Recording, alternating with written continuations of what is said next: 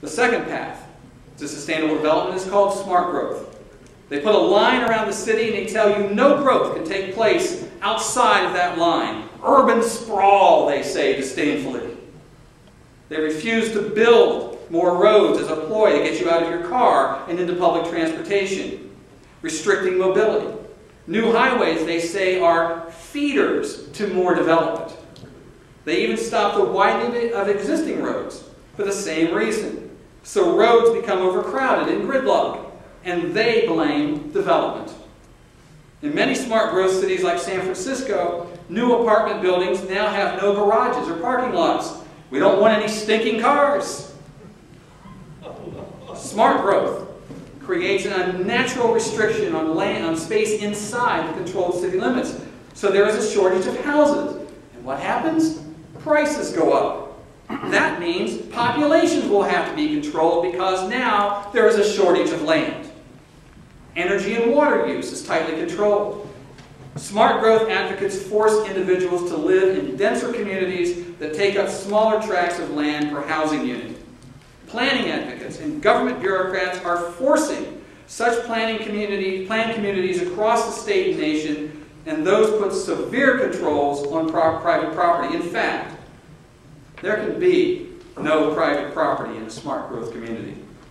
You might get to pay the mortgage, but that's about it. The third way to sustainable development, inside the human habitat areas, our cities and our towns, government is steadily being controlled by an elite ruling class called stakeholder councils.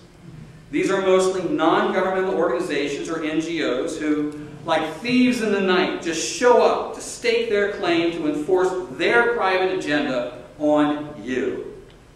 The function of legitimate elected government within the sustainable system is fast becoming little more than the rubber stamp to create and enforce the dictates of the councils.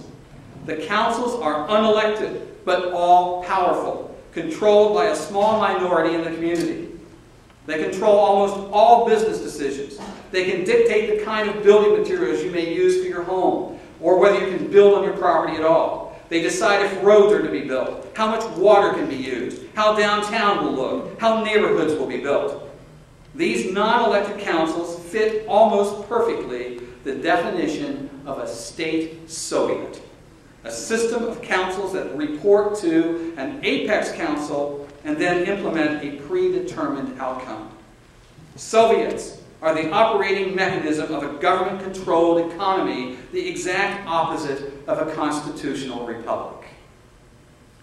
The fourth path to sustainable development, as I mentioned, is public-private partnerships. Many public-private partnerships are nothing more than government-sanctioned monopolies in which a few businesses are granted special favors like tax breaks, the power of eminent domain, non-compete clauses, and specific guarantees for return on their investments. That means they can charge what they want, and they can use the power of government to put their competition out of business.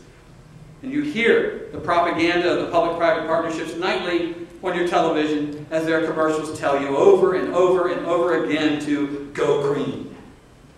And they use Congress to build more power and more wealth.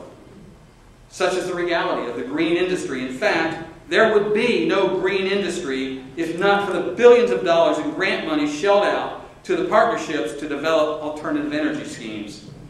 Alternative energy amounts to less than 1% of our energy needs. And for every green job created, 2 in legitimate industry are lost because of green rules and regulations. But it's highly profitable for those industries taking the tax money through the public-private partnerships. And the public-private partnerships are taking over highways and local water treatment plants in communities across the nation. It is not free enterprise, but a Mussolini-style fascism that will only lead to tyranny. And it's all driven by the Agenda 21 blueprint of sustainable development. Truly, sustainable development is designed to change our way of life. Local mayors are a prime target of international forces. Here's how. In June of 2005, the UN set out to recruit the nation's mayors to directly impose sustainable development policy into our local communities. The mayors were invited to attend the UN's World Environment Day conference in San Francisco.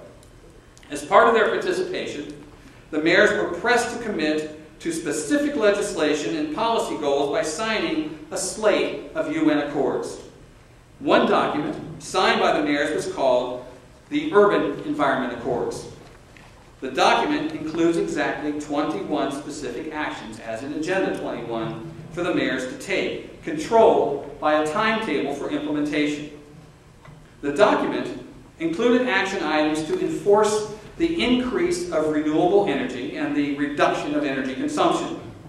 Perhaps the most egregious action item offered in the Urban Environment Accords dealt with the topic of water.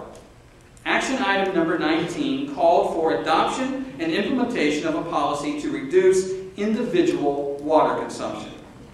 The UN document begins by stating, quote, "Cities with potable water consumption greater than 100 liters per capita per day will adopt and implement policies to reduce consumption by 10% by 2015. The 100-liter figure was a very clever use of numbers to vastly reduce water consumption. You must be aware that 100 liters is equal to about 26 gallons per person per day. According to the UN, every person should have less than 26 gallons each day to drink, bathe, flush toilets, wash clothes, water lawns, wash dishes, cook, take care of pets, and more. But according to the U.S. Geological Survey, Americans actually need about 100 gallons per day to perform these basic life tasks, functions. The use of the 100 liters number versus 100 gallons is a direct attempt to mislead and actually cut water use by 75%. Consider also that there is no specific water shortage in most of the United States. Water is not an international issue, it is a very local one. These are the policies your elected officials are implementing as they keep telling you it's all a local idea.